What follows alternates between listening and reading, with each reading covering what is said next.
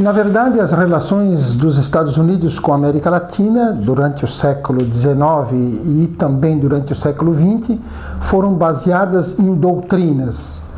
O que é uma doutrina? Um corpo fechado que não pode ser debatido. Significa, então, que há um unilateralismo dos Estados Unidos em relação à América Latina. A primeira grande doutrina é a Monroe, de 1823, criada casualmente diante de uma mensagem que James Monroe mandou ao Congresso e ela se tornou doutrina, dizendo que, a partir de então, 1823, a América Latina seria dos Estados Unidos, em outras palavras.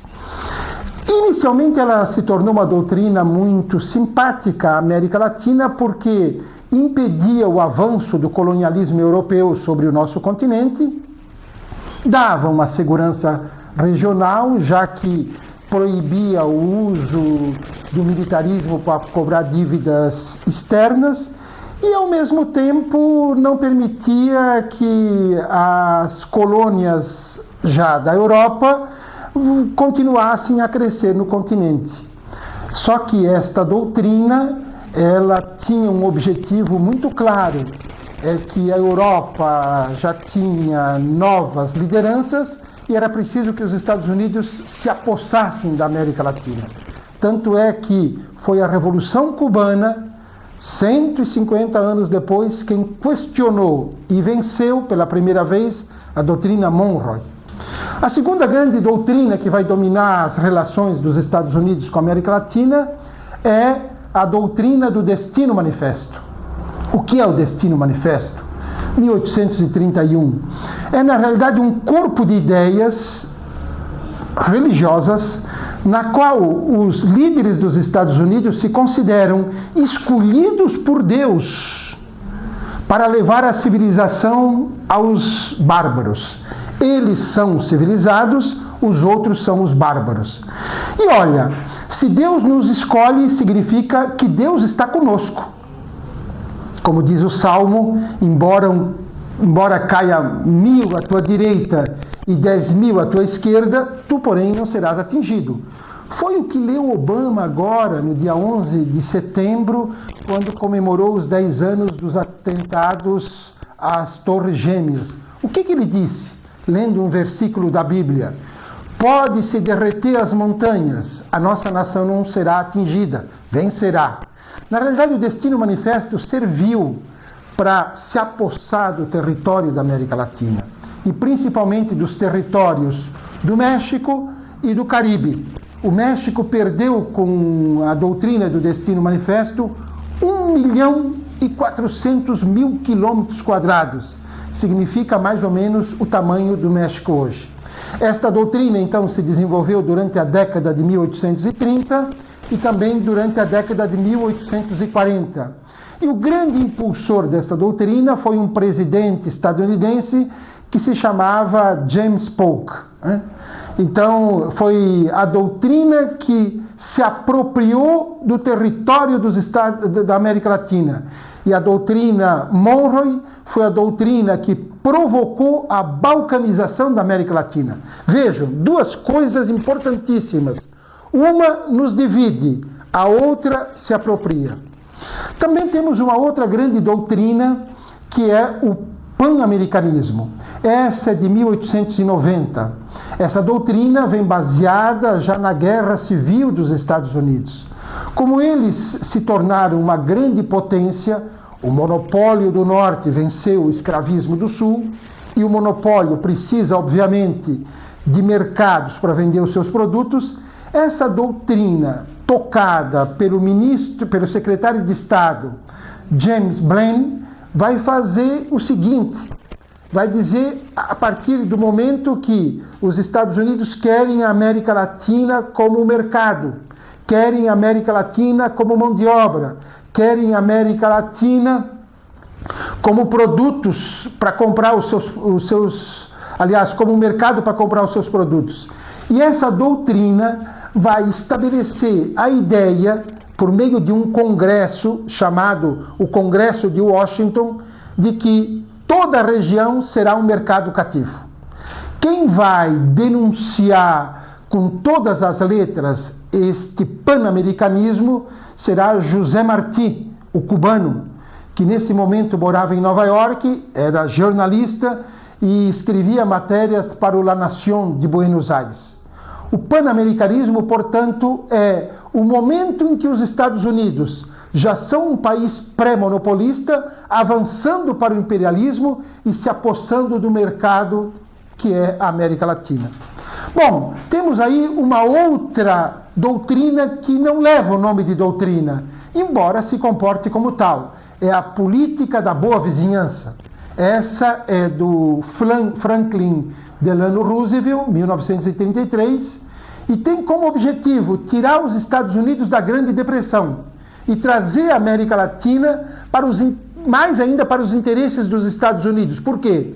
Porque os Estados Unidos estão numa Grande Depressão, a Segunda Guerra se avizinha, e a América Latina, o que pode dar para eles? Mercado, novamente, matérias-primas, soldados para a Segunda Guerra Mundial e usar o território para poder enfrentar os países do eixo. Então, a política da boa vizinhança não tem nada de boa vizinhança, mas tem tudo de um país imperialista usar uma região para levar vantagem num conflito mundial. E foi isso que os Estados Unidos fizeram. Tanto que, acabada a Segunda Guerra Mundial, eles, tendo usado a América Latina, tendo usado as matérias-primas da América Latina, tendo usado o território da América Latina, tendo usado os soldados da América Latina, levaram as vantagens e se tornaram a grande potência que vai rivalizar durante toda a Guerra Fria com a União Soviética. Por isso, para concluir, eu diria, as relações dos Estados Unidos com a América Latina são sempre relações militarizadas, as quais buscam vantagens, e as vantagens são sempre econômicas. E claro, quando você tem a vantagem econômica, em seguida você tem o resultado, que é a vantagem política. Por isso, para nós, como dizia Bolívar, como afirmaram tantos líderes da América Latina, Bolívar, José Martí, nós temos que buscar a unidade latino-americana, da qual não devem participar os Estados Unidos. Isso porque, se a nossa América nasceu do cão de caça, a deles nasceu do arado. São duas realidades completamente distintas. Rampinelli, e com relação ao hoje, né, como é que a gente pode perceber essas doutrinas todas que você explicou muito bem se manifestando na América Latina de hoje? Veja você o seguinte, essas doutrinas, embora algumas delas já tenham cumprido o seu papel, como a doutrina Monroe e o Destino Manifesto, mas elas continuam presentes nas relações dos Estados Unidos com a América Latina. Vou dar dois exemplos bem claros. Quando Bush pai, presidente dos Estados Unidos, invadiu a Somália, em 1991, dizia ele, para levar comida aos famintos, mentira. Na realidade, era para controlar o chifre da África, por onde passavam os grandes petroleiros levando petróleo para os Estados Unidos. O Bush pai fez um discurso aos soldados na véspera de Natal que iam para a Somália e brandiu a doutrina do Destino Manifesto, dizendo: vocês vão, em nome de Deus, não mais conquistar um território, mas conquistar uma posição geopolítica para que os nossos petroleiros possam passar tranquilamente. E disse o seguinte: Deus vai acompanhar vocês. Não tenha dúvida, assim que eles chegaram lá, o primeiro soldado que foi morto, arrastado pelas ruas da capital, logo os Estados Unidos se lembraram da guerra do Vietnã e disseram o seguinte: vamos voltar. Quer dizer, os somalis enfrentando os soldados dos Estados Unidos, tendo matado um e arrastado o corpo pelas ruas, derrotaram a doutrina do Destino Manifesto. Outra maneira em que aparece claramente a doutrina do Destino Manifesto agora, no 11 de setembro, Vocês devem ter visto como o Bush filho e o Obama leram os seus discursos lá no Marco Zero, que eles chamam de Marco Zero. Qual foi o tom dos discursos e das leituras? Somos uma grande nação. Por que somos uma grande nação? Porque Deus está conosco.